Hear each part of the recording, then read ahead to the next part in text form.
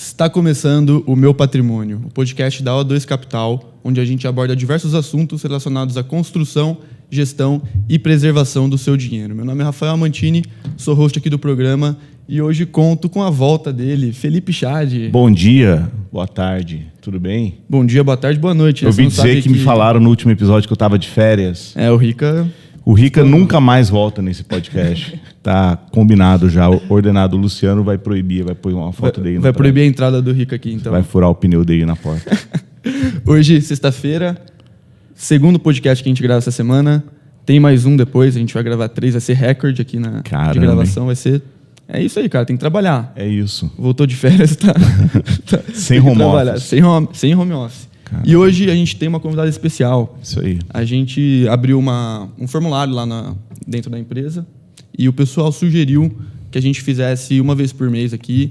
A ideia foi boa, né, Chad? Muito boa, cara. Uma vez por mês a gente vai abrir espaço aqui para um assessor, para uma pessoa que tenha se destacado na empresa, para contar um pouquinho mais da história, contar um pouquinho mais da trajetória. E hoje a convidada é ela, minha xará, Rafaela. E aí, Rafa, tudo bom? Oi, Rafa, tudo bem? Como Oi, você tá? Chad. Tudo bem? Obrigada, quero agradecer vocês pelo convite. É uma honra estar aqui participando. E vamos lá. A Rafa já está acostumada com as câmeras, porque a gente fez um lançamento com ela. Verdade, a Rafa foi nossa garota propaganda isso. do lançamento de renda fixa. Renda fixa, exato. Muito bom. Então, tem uma videoaula de uns 15, 20 minutos que a Rafa preparou. E vou deixar o link aqui embaixo para vocês, para quem quiser assistir. É sobre renda fixa 2.0, né, Rafa? Sim, nossa, ficou muito legal. A Rafa decorou vários textos. O Matheus que está ali tirando Tive foto que estudar. nossa. Teve um trabalhinho lá para filmar. Muito bom. Passou um dia inteiro lá. Rafa, então, conta um pouquinho mais sobre você. Quem é você? O que você já trabalhou? Conta um pouquinho mais da sua experiência e a gente vai debatendo aqui. Tá. Vamos lá. Bom, Rafa, a minha paixão pelo mercado financeiro começou muito cedo. Eu sempre gostei muito de ler e ainda na época da faculdade, isso era lá 2008, mais ou menos, né? O Chad acho que lembra bem dessa época, tudo era mato. Entregar a idade. Tá entregando. Não estou mais tão novinha Mas assim. você fez faculdade de quê, Rafa? Administração, legal. E aí, lá em 2008, né, essa área do mercado financeiro mesmo, de corretora, estava começando, né, Chad? Acho que você iniciou mais ou menos nessa época. Eu estava na faculdade e eu já gostava muito de ler. E eu lembro que eu ia na biblioteca, eu pegava uns livros enormes sobre ações. E, assim, era pouco falado, né? Naquela época não tinha a facilidade que a gente tem hoje de ter vídeo no YouTube, de ter podcast, de ter essas aulas, né, na internet. O ensinando, conteúdo exatamente. De fato, né? Era muito no início, não tinha esse acesso à internet que a gente tem hoje, né? Essas mídias, exatamente. E aí eu pegava alguns livros assim enormes sobre ações e ia lendo. E às vezes eu falava, gente, o que é isso, né? Mas aí eu comecei a me apaixonar por essa área. E aí eu cursava administração, né? Então tinha ali as matérias coincidentes e eu falei, quero trabalhar no mercado financeiro. Mas eu morava no interior, né? Eu era de uma cidade um pouco menor do que Bauru ainda. De onde que você era? De Lins. Lins. Eu morava em Lins na época. Eu sou botucatuense, mas aí com 12 anos eu me mudei para Lins por conta do trabalho do meu pai. E aí morei lá até os 27. E aí eu falei assim, bom, quero trabalhar no mercado financeiro. E eu lembro, muito legal isso, eu ia no banco, antigo Banco Real, né? Que depois teve a fusão com o Santander. E eu ia porque meu pai deixava um malotinho dele de contas. E isso antes da faculdade até. E eu ia no banco para levar para a gerente dele. E aí eu sentava no Banco Real para esperar a gerente. E eu olhava aquele lugar e falava, gente, eu quero trabalhar nisso daqui. Olha que lugar lindo. Essas moças maravilhosas, arrumadas, ar-condicionado, né? E eu falava, eu quero trabalhar aqui. Entrei na faculdade, comecei realmente a gostar do mercado financeiro. Falei, bom, vou tentar entrar no banco. E aí, com... acho que 19 para 20 anos, eu entrei. Aí eu entrei no Santander. Foi bem na época que estava tendo a fusão com o Real. Ah, legal. Foi uma época... Que ano foi isso, Rafa? Acho que foi 2010, se eu não me engano. Foi uma época conturbada do mercado, né? Bastante. 2010, o Rafael não vai lembrar disso. Não vou lembrar mesmo. Tava lá na mamadeira ainda, mas... era essa época da Dilma. Sim. Época difícil para o mercado, Sim. 2010. O Itaú estava comprando Unibanco. Exatamente. E aí o como Santander fazendo a fusão Mas você com o entrou Real, direto na área de investimento ou você foi para a área de atendimento? Aí, o que aconteceu? Eu entrei, na verdade, eram vagas de estágio, né, inicial, E eu entrei numa vaga muito legal, que era assistente Van Gogh. Van Gogh era o segmento alta renda. Então, tinham 2 vagas, né? Quando eu estava disputando, então 2 pessoas iam entrar. E eu lembro que a hora que falaram, né, no primeiro dia de processo seletivo, que eles falaram dessas 2 vagas, meu olho já brilhou para essa, né? Eu falei, eu quero ser assistente Van Gogh. E aí deu certo, eu acabei virando assistente Van Gogh, então eu era assistente de 4 gerentes. Foi muito legal, porque uma das gerentes, elas são minhas amigas até hoje. E 4 não, na verdade 3 gerentes. E uma delas veio do HSBC, uma delas do Bradesco e uma delas era a Banespa. Então, eu tinha ali uma bagagem muito legal, né? E todas de cliente alta renda. Então, os clientes mais alta renda ali de Lins e toda a região estavam com elas. E eu passei a atender esses clientes, né? Então, geralmente elas ficavam numa retaguarda e eu era a porta de entrada. Então, depois de um tempo, era até engraçado que os clientes estavam tão acostumados comigo que elas brincavam. Que às vezes eles ligavam, se elas atendessem, eles falavam assim, eu quero falar com a Rafa, minha gerente. E elas falavam, nossa, Rafa, você está tomando o nosso lugar. Mas na brincadeira, assim, a gente tinha uma relação muito boa. E ali, eu já olhava para uma vaga de gerente de investimento. Na época, no Santander, o gerente de investimento, ele era regional. Ele ficava na regional, né? Lins não era regional, pertencia à regional Araçatuba, se eu não me engano, na época. E ele atendia, esse gerente de investimento atendia todos os gerentes daquela regional. E eu lembro até hoje do César Polese, é o nome dele. Ele era o gerente de investimento da minha regional. E eu olhava e falava assim, eu quero ser o Cezinha do futuro. Eu mirava aquela vaga. Só que, com o passar do tempo, acabou que eu fui crescendo ali no banco também, fui pegando gerência, passei pela superintendência regional, fui assistente do superintendente. Quando eu fui transferida aqui para Bauru, a gente atendia, se eu não me engano, 27 agências. Mas a parte de investimento acabou indo tudo para São Paulo. Então, esses cargos saíram das regionais e se concentrou em São Paulo. E aí, no momento, não era uma escolha para mim ir para São Paulo. E eu acabei fazendo uma carreira ali mesmo de gerente alta renda. Aí eu virei gerente alta renda. Trabalhei aqui a gente chama de 4, né? Que é a 0004 aqui de Bauru, que é uma agência... até chamam de agência mãe, porque ela é a maior agência da regional. Era a única agência que tinha dólar, euro em espécie, enfim. Então, tudo era nessa agência. E aí foi uma escola para mim. Tanto ali na parte com os clientes, como gestores que eu tive, foi sensacional. Mas você fazia de tudo ali na parte de atendimento ao cliente, assim, tipo, não era a parte de investimentos ficava em São Paulo, então você atendia que o cara queria, sei lá, melhorar o cartão de crédito dele, era um gerente mesmo, coisa ampla. Exatamente. Macro. Assim, quando eu entrei no banco, Chad, eu falo que foi assim, um amor e uma dor. Eu queria muito entrar, entrei, mas logo começou a vir um pouco ali da realidade, de que o mercado financeiro bancário, ele não é o mercado financeiro que a gente vive hoje, e que eu vivo hoje com vocês na O2, né? Então, é um mercado muito diferente. É um mercado de serviços, onde tem... o foco é produto. Basicamente isso. Então, é isso que você falou. Eu atendi o cliente como um todo. Eu atendia na parte cartão, empréstimo, crédito imobiliário, consórcio, seguro, capitalização. Mas o foco sempre era produto.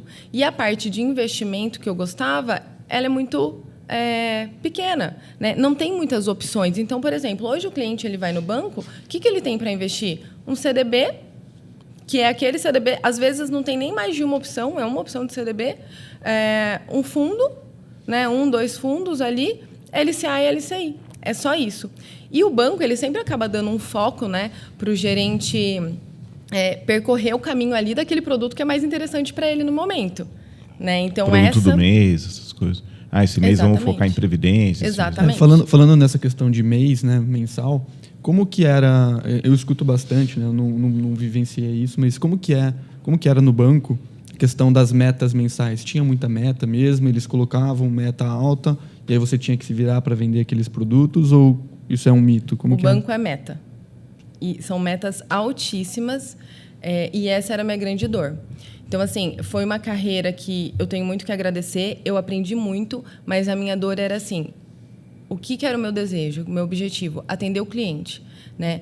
Levar valor, de alguma forma, para o cliente que eu estava atendendo. E o banco, ele é meta, e a meta ela é focada ali no que é mais interessante para o banco no momento.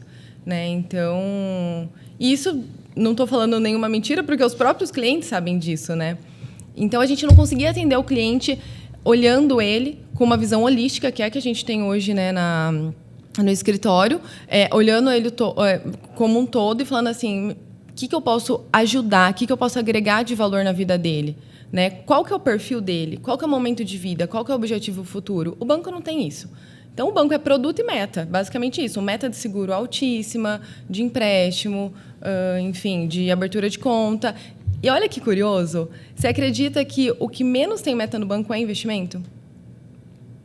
É o que menos tem meta. Porque é fácil de captar, né? É um dinheiro que já está lá. Então, o banco usa o dinheiro que está lá investido, é um dinheiro que ele capta sozinho, quase. Hoje em dia ficou mais difícil até, mas acho que a parte de investimentos que o banco chama de passivo, né? Que o banco olha o balanço diferente da gente, a parte de passivo para eles é o dinheiro que está lá, é o depósito do cliente, é o CDB, a poupança. Então, eles querem girar o dinheiro, né? Eles precisam girar, que é onde dá a rentabilidade. Se você olhar o balanço dos bancos, não só no Brasil, lá fora também, 80%, 70%, 80% do dinheiro dos bancos vem de emprestar dinheiro, né? E serviço, não de FII de investimento. Então, é essa a cabeça mesmo. E eu acho que também vem por conta de uma cultura do brasileiro, que agora está mudando, né? Que agora Sim. Os brasileiros estão vendo que investir com assessoria realmente faz um diferencial enorme. E graças a Deus essa cultura vem mudando. Mas o que geralmente o brasileiro faz? O banco que ele recebe, lá ele fica e ele vai colocando o investimento dele ali. Então acaba vindo de forma mais natural o investimento, né? A captação para o banco. Perfeito. Ô, Rafa, e aí, só para...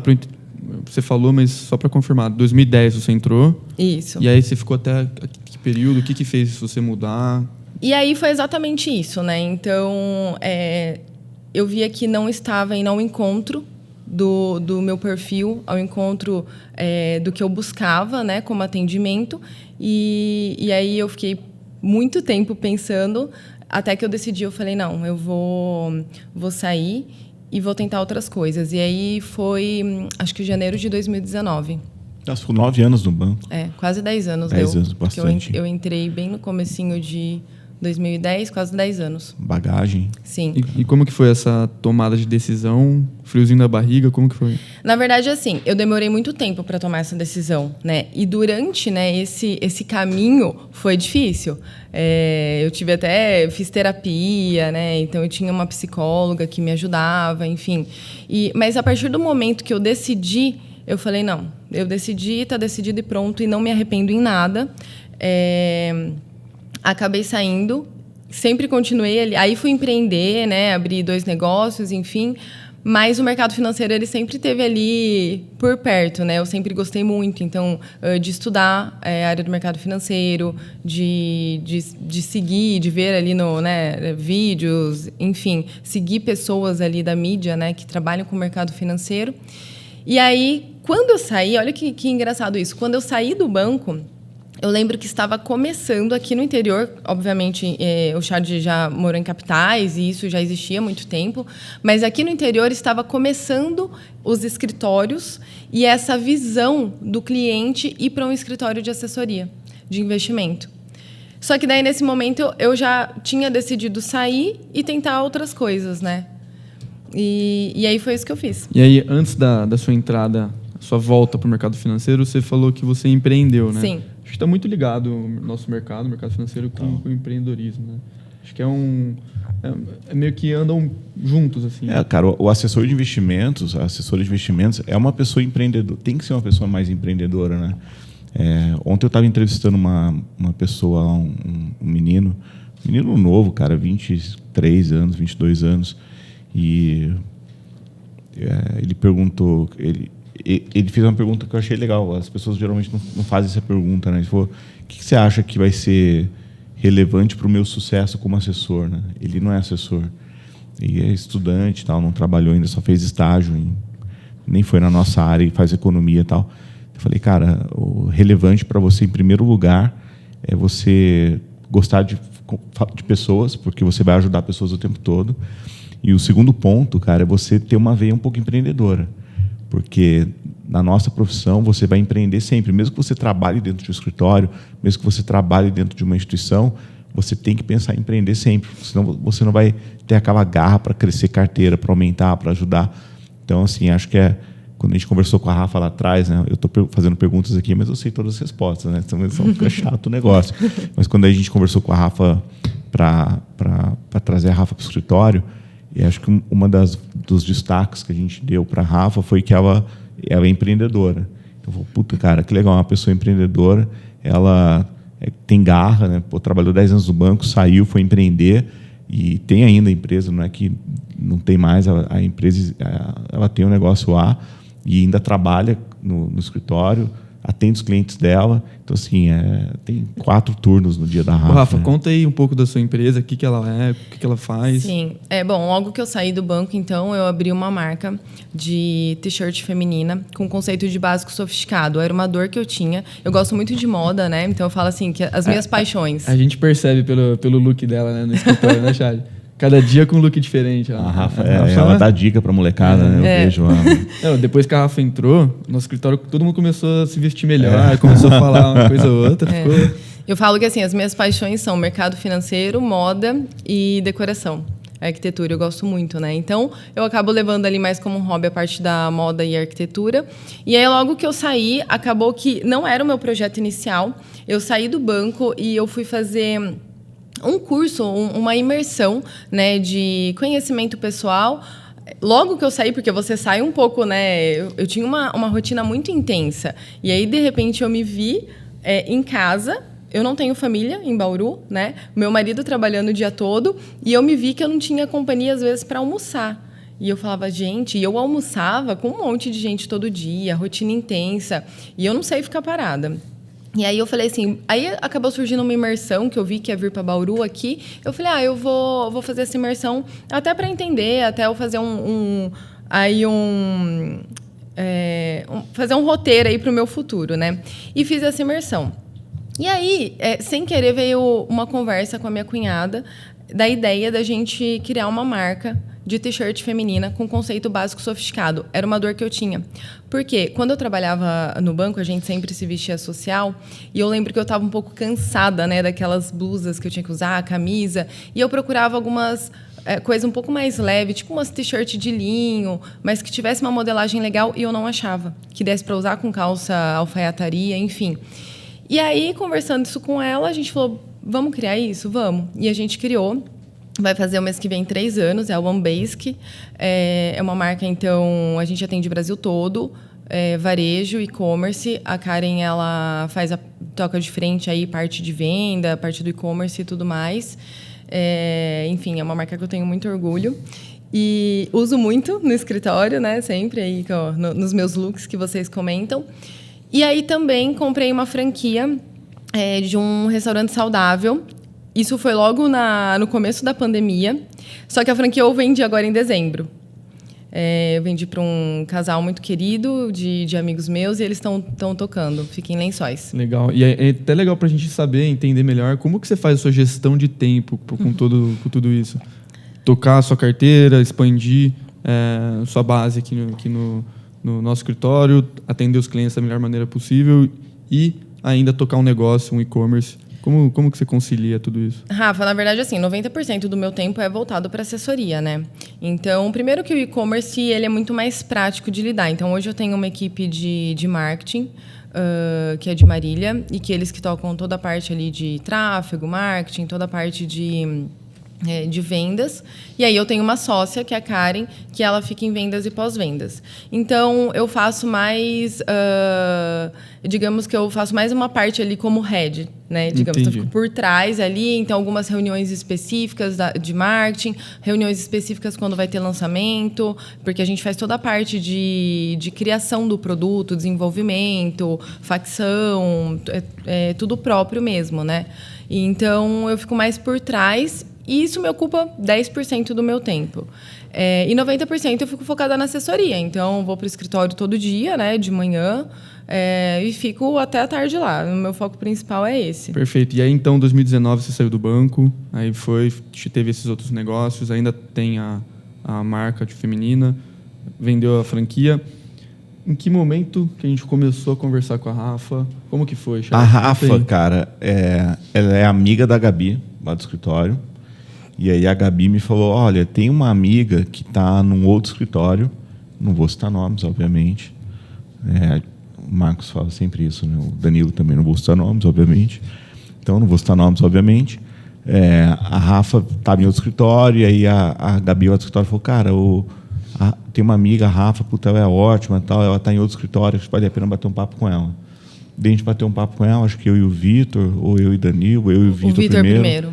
E aí depois o Danilo estava aqui em Bauru na época. O Danilo em Bauru? Que raridade, né? Ele vem para Bauru. E aí o Danilo participou também, gostou pra caramba do perfil da Rafa, a gente fez uma proposta e a Rafa veio. Foi super rápido, né? Entre a primeira conversa, acho que foi um mês, assim. Sim. 1 mês e meio, Tomei 4 cafezinhos com você para cafés, decidir. Então, assim, é sempre assim, né? As pessoas ficam tomando café. E aí, cara, foi super rápido a decisão, acho que deu um fit legal. E aí, cara, eu já fiz algumas reuniões com a Rafa, com clientes dela. Seja com clientes que já estão com ela ou com clientes que ela está prospectando. Tem uma característica da Rafa que eu acho bem bacana, Rafa, que é o seguinte. uma característica da Rafa, que é o seguinte. Ela não vai nas reuniões com o cliente com sede ao pote, sabe? E aí eu vejo muito isso. A gente tem alguns... eu já trabalhei com alguns assessores que eram bancários. Na O2 tem poucos até, se você for olhar, comparado com o que eu trabalhei no passado. Instituições anteriores que eu tocava a área comercial, tinha muito ex-bancário. E uma característica que eu vejo em ex-bancários é assim, o cara está acostumado a vender produto, como a Rafa falou. Então, o cara ele vai na reunião com o cliente com um produto na mão, já com papel impresso. Olha, hoje eu estou aqui para te oferecer essa previdência, puf. E já com a lâmina lá do fundo, do VGBL, PGBL, sei lá. E aí eu falei, putz, será que é ex-bancária? Pô, trabalhou 10 anos em banco, então ela vai ter essa característica também. E ela não tem. E não foi uma coisa que a gente precisou treinar nada dela. E a gente tem essa característica nossa na O2 de não fazer isso também. Então ela ia nas reuniões com pessoas que não eram clientes dela. Eu fui numa reunião com ela uma vez em Lins. E ela chegou, era um cara que ela conhecia, mas não era cliente ainda. E ela foi lá entender o cara. Eu falei, puta, ela tem muito o perfil da nossa empresa. Dá um passo para trás. Dá um passo atrás, não ir com sede ao pote, entende primeiro o cliente e depois, assim, o ciclo de vendas é mais longo na O2, mas ele é mais consistente. E aí foi isso que eu gostei do perfil da Rafa, que ela faz exatamente do jeito que a gente acha que é o jeito correto, né? Que é o jeito de atender o cliente da maneira certa, não ficar ansiosa, no caso, para tirar a boleta, né? Que é o termo que a gente usa para puxar logo a grana do cara. Um negócio que a gente comenta bastante no escritório presencial mesmo é que as nossas metas, a gente tem meta também, é meio óbvio, todo mundo tem que ter uma meta, mas as nossas metas, a gente que decidiu elas. Então, puta, eu quero captar tanto por mês. Eu que fui lá, combinei e estou me cobrando para isso. Um pouco diferente do banco, que nem a Rafa comentou. Sim. Então, isso também é um ponto positivo, porque a gente que estipula o quanto que a gente acredita ser o nosso potencial. Então, sim. Rafa, comenta qual que foi a maior diferença do banco para o que você está vivendo hoje dentro da empresa, além da metodologia. É isso aí. E aproveitando, fala um pouco, acho que é legal também falar, a gente tem 2 públicos que nos ouvem assim, e nos assistem. É o cliente final, o cara que não é profissional do mercado, mas tem os profissionais também de mercado que nos ouvem, sempre comentam no Instagram, no LinkedIn e tal. Conta um pouco, Rafa, você falou um pouco da sua rotina de tempo, 90% dedicado à assessoria e tal, mas conta um pouco, óbvio, a gente tem uma metodologia do escritório que a gente adota, que a gente gostaria que todos adotassem, mas aí cada um tem a sua característica individual, né? Cada um dá seu tempero, na verdade, né? Conta um pouco de como você trata os seus clientes, como você aborda, como você conversa, porque eu acho que é legal as pessoas saberem isso. Até pessoas que estão lá no banco, às vezes, pensando em fazer essa transição e tal. E pessoas que, eventualmente, possam ser seus clientes também. Sim. Só antes disso, um parênteses. Rafa, o Chad me convidava, passa aqui tomar um cafezinho. E acho que ele achava que eu não ia querer o cafezinho. Aí ele falava, aceita um café? Eu aceito. Então, eu tomei 4 cafés. E fica o recado, cliente, quando eu te chamo para tomar um cafezinho, eu sirvo o cafezinho. Realmente eu sirvo. Mas, assim, engraçado que o Chad falou, Foi muito curioso, porque a gente nunca tinha falado isso, e foi legal ouvir de você, porque quando eu falo de você para as pessoas e do nosso escritório, eu falo exatamente isso, que eu acho que o que deu match foi que vocês não vieram de banco, né? Então, realmente, hoje na O2, eu vivo o que eu queria lá em 2010 ter vivido. O que eu imaginava que era o mercado financeiro é o que eu vivo hoje, né? E eu sempre falo isso, eles não vieram de banco, então eles não têm esse ritmo, entre parênteses, mas agressivo, de querer vender, enfiar produto, sou um vendedor. Não, eu enxergo que... Eu acredito que uma empresa, para ser efetiva, ela tem que ter metodologia, pessoas e processos. E a gente tem isso. E é muito difícil você encontrar isso em uma empresa hoje. Então, na minha primeira conversa com o Chad, eu contei um pouco do meu perfil e ele falou assim, deixa eu te contar da metodologia que a gente tem. E ali, quando ele me contou, eu me apaixonei pela metodologia. Eu falei, é isso que eu busco. Porque, realmente, pela primeira vez, eu estava conversando com uma pessoa que ela estava falando que a empresa tem uma metodologia onde vai acompanhar o cliente em toda a linha da vida do cliente, com o foco de agregar valor, porque o que a gente faz é isso, né? Então, eu vejo que a assessoria de investimento hoje, ela não é só investimento. É como o Danilo fala, o investimento é importante? Ele sempre usa isso, né? É fundamental. E ele fala, só que está aqui no final.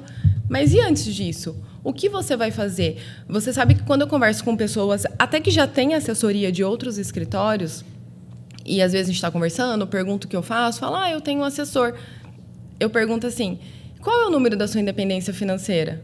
A pessoa fala, hã? Oi? Ela não sabe o que é isso, né? Então, assim, por quê? Porque não tem metodologia, não tem processo. Eu vejo que hoje o nosso papel, além de assessoria de investimento, é ajudar o cliente, ajudar o investidor a conquistar os sonhos e os projetos da vida familiar dele. Então, por exemplo, se aquele cliente quer ter uma casa própria, mas não é para agora, o que a gente faz? A gente fala, então vamos se estruturar para isso, né? Muitas vezes a pessoa ela nem pensa... eu tenho clientes médicos na minha carteira. A primeira coisa que eu pergunto, você tem DIT? Seguro DIT? Por quê? O que é o DIT? É um seguro, caso ele tenha algum tipo ali de invalidez, né? Ele recebe, porque o médico é autônomo. Então, se ele tiver algum problema, e eu já vi isso acontecer, tá? Eu já vi um médico que eu conheço, ele teve um problema, se eu não me engano, foi no tornozelo, e ele teve que ficar 1 ano sem trabalhar. Nossa. E a esposa dele contou isso para mim, há muitos anos atrás, que se não fosse o seguro dele, como que eles iam fazer? Porque a renda familiar cai drasticamente. Cara, se você pensar, cara, hoje em dia eu atendo poucos clientes, mas eu atendia muito cliente antigamente, eu tinha muito cliente médico. E o DIT, né, diária de incapacidade temporária, era um segurinho barato, não sei como que é hoje, até faz tempo que eu não olho, mas era um seguro que não é caro para o médico contratar. E às vezes o cara, 1 ano, é um caso extremo até, mas às vezes o cara, um ortopedista lá, o cara quebra o braço, ele fica 30 dias sem trabalhar, 30 dias sem faturamento que ele tem. E aí, 30 dias, óbvio, esse cara tem que ter um colchão, tem que ter reserva de emergência, etc. Mas é importante ter o cara pensar nisso. E aí, o assessor de investimentos tradicional, ele chega lá e nem fala sobre isso, né? Não Sim. toca nesse assunto. Uma outra cliente autônoma que eu estou atendendo. Ela não é casada, se eu não me engano, o pai dela já é falecido, enfim, é ela por ela mesma, e ela é autônoma. Aí eu perguntei, você tem alguma seguridade, invalidez, incapacidade temporária, alguma coisa assim? Não. Se ela é autônoma, e por que a gente faz essa pergunta? Aí que vem muita diferença do banco, né? Então, para os bancários, né, que desejam fazer uma transição, o que eu falo é isso. No banco, a gente tem lá um produto de seguro, que tem uma meta altíssima para vender, e que é um produto ruim. Para ser sincera, é ruim. Não é um produto bom, né? E aí, qual que é a cultura que o brasileiro tem? De tanto que ele está cansado do gerente de banco ficar enfiando aquele produto, trocando por taxa, melhorando a taxa se o cliente tiver um seguro, porque aquilo ali aumenta o cliente, ele é mais parceiro do banco, enfim, eu me esqueci o nome, tem um nome. Reciprocidade? Uma reciprocidade. Aí a cultura é o quê? Nossa, não gosto de ouvir de seguro porque seguro é ruim. Porque o seguro que o cliente conhece até hoje é ruim. Mas o seguro que a gente oferece, né, que eu nem gosto de usar muito essa palavra aqui no Brasil, porque seguro, é queimado, né? Porque é queimado, mas que realmente é o quê? A gente faz planejamento de sucessão, a gente entende realmente assim. Então, assim, dentro da nossa metodologia, né, dá um passinho para trás até para o pessoal entender e estar na mesma página que a gente. A nossa metodologia, que é o IFP, a gente faz ali uma entrevista, né, básica, um exame financeiro da vida do cliente. Uma anamnese. Uma anamnese da vida do cliente, da vida financeira do cliente. E ali dentro, a gente consegue entender o quê? 3 pontos que eu acho importantíssimos para a gente prestar uma boa assessoria, que é momento de vida, perfil e objetivo futuro familiar. Dentro disso, a gente consegue, eu falo que abre diversas caixinhas, em cada momento certo, nós, assessores, nós da O2, vamos entrar para auxiliar o cliente naquela caixinha, auxiliar ele a conquistar independência financeira, que é muito importante, liberdade e segurança financeira, e conquistar os sonhos dele. Seja o sonho de enviar um filho estudar no exterior, né, daqui a uns anos. Então, eu tenho muitos clientes que estão na fase de ter filho criança. Eu sempre pergunto: tem desejo de estudar seu filho no exterior? Porque hoje em dia é muito comum, né? O Chad aí, que já morou em vários países, já morou fora, sabe. Chad é vivido. Que pai que não quer falar assim, eu quero que com 17, 18 anos meu filho tenha um intercâmbio. Então, assim, já se preparou para isso? De repente, preparar já um offshore, já começar a enviar um investimento para fora, né? Preparar desde já para não ter que fazer um resgate do seu investimento alto no futuro. Ainda mais em dólar, né?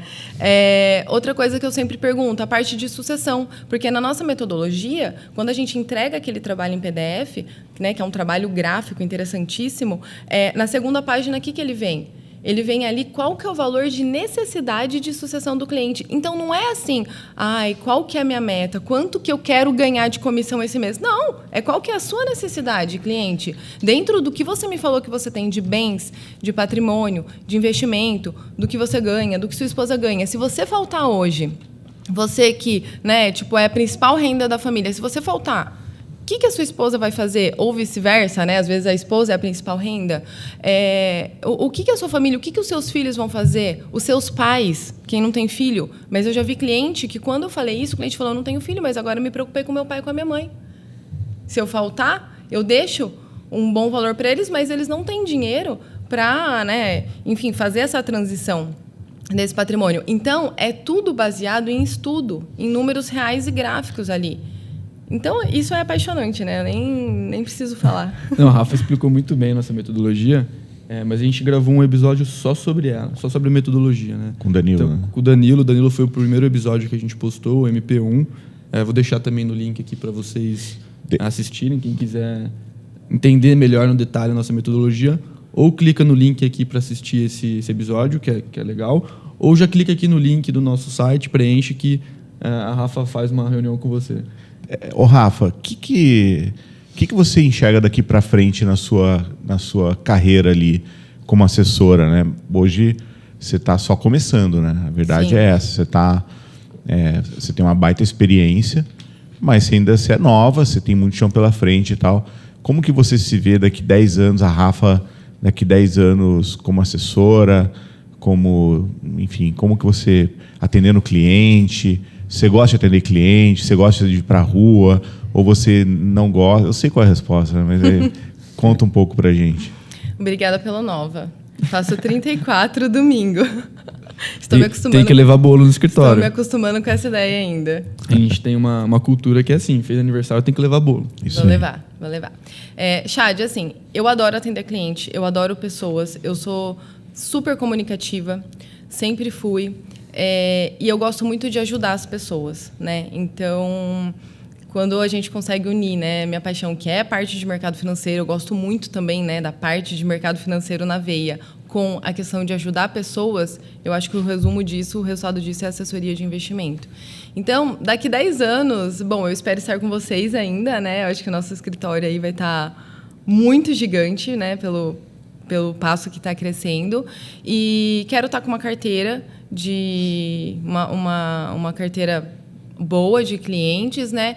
E ter ajudado vários clientes a conquistar sonhos, estar com uma relação super fiel, próxima dos meus clientes. Eu acho que isso que é importante. Eu sempre falo para os meus clientes que a nossa relação é o WhatsApp. É diferente, não tem 0800 aqui, não tem isso. O cliente me chama no WhatsApp, é um relacionamento super próximo, super... ali parceria mesmo, sabe? E eu sempre falo para eles, enquanto eu puder, né, e vocês permitirem, enquanto a gente estiver aqui, eu quero estar atendendo vocês, prestando assessoria de investimento e acompanhando aí toda a jornada do meu cliente, aí nascimento de filho, casamento, conquista de patrimônio e tudo mais. Muito bom. Legal. Rafa, você quer dar um último recado pro pessoal? O que você falaria pro pessoal que quer marcar uma reunião com você? O que você pode passar? Se quiser olhar para a câmera aqui, ó. Tá. Carteira mínima de 100 milhões de reais. Senão a Rafa não atende. Não. Também não é assim. Eu acho que, assim, no mercado financeiro hoje, é muito difícil ter um escritório que tenha um atendimento como o nosso, que tenha uma metodologia como a nossa. Então, o que eu sempre falo para os meus prospects, né? Eu falo assim, marca uma primeira reunião, vem tomar um café comigo, eu sirvo café, realmente é tomar um café, mas a gente explica um pouco melhor, de forma mais detalhada, a nossa metodologia. E a gente faz o IFP, e o Danilo sempre fala, né? Eu cito muito o Danilo aqui, porque o Dan me acompanha muito aqui nas reuniões, e ele sempre fala assim... Se você pegar, a gente te entrega esse trabalho pronto, né? Um trabalho que vai ajudar você a enxergar, a ter o número da sua independência financeira, para que você possa, no futuro, né, escolhido por você, é você que vai dar a idade com a qual você quer desacelerar, com a qual você quer ter uma renda passiva vinda de investimento, né, que você fale assim, eu tenho segurança e liberdade financeira. E se no final a gente entregar esse trabalho e você falar, Rafa, obrigada, mas eu não vou investir com vocês, eu não vou virar seu cliente, tá tudo bem, né? Não tem custo, não tem compromisso nenhum. Então, eu acho que é muito importante. E só mais um comentário. Eu tenho atendido clientes bem grandes, tá? De fora, até de Bauru, do Brasil todo. Clientes com altíssimo patrimônio, CEOs de empresa. E eles têm dado feedback de que eles nunca viram uma reunião e uma metodologia igual a nossa. Inclusive, essa semana, mais um cliente falou isso para mim e para o Danilo. Então, assim, isso me deixa muito feliz e eu vejo que realmente o que eu quero, né, o meu... Falar uma palavra que o Chad não gosta muito, o meu propósito. Não, eu gosto sim, mas bom. Mas a gente não pode romantizar muito, eu só não gosto da ilusão, mas o propósito é legal. Mas, assim, o meu propósito ali claro... não romantizando, mas meu propósito de ganhar dinheiro, porém ajudando pessoas, né, e fazendo a diferença na vida das pessoas, está sendo atingido. Perfeito, Rafa. Como vocês puderam perceber, a Rafa é ligada no 220, né? A Rafa é acelerada. A Rafa acelerada. Hoje, sexta-feira, o Chad também está sem filtro. Tá querendo comprar briga com o Coldplay, né? Você vai postar aquele vídeo lá que você me mostrou. Então sigam ele lá para vocês verem a briga que ele vai arranjar com a fanbase do Coldplay. Não é briga nenhuma, pô, é sinceridade. Então, mas posta aquilo lá para você ver. Vai ser cancelado, cara. Mas é isso aí, pessoal. Contem conosco. Até a próxima semana. Muito obrigado, Rafa, Chad. Obrigada. Valeu. Até semana que vem.